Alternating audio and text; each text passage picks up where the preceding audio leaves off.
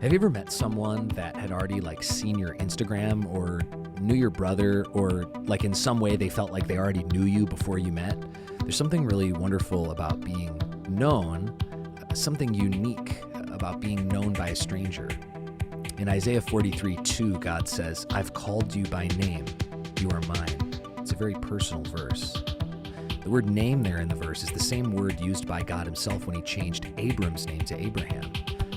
Things aren't personal just because you know someone's name. Things are definitely not personal if you don't. There was this girl at the student ministry I worked at 5 or 10 years ago, and she was obsessed with everyone knowing her name.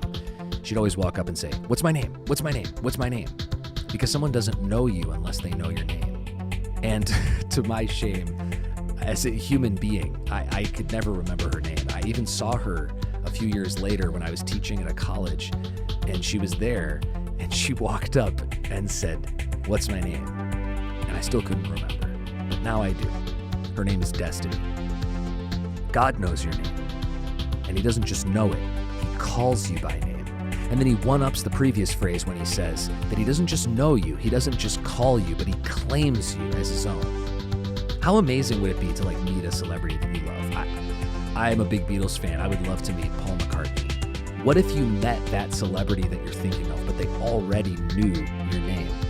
Man. God would say to you today, "I haven't just called you, I have you." Quote, "You are mine," end quote. God. You're not your own, you're God's. However unknown you feel in the world, you're known by God. However cast aside you feel, you're God's. He knows you, he calls you, he loves you.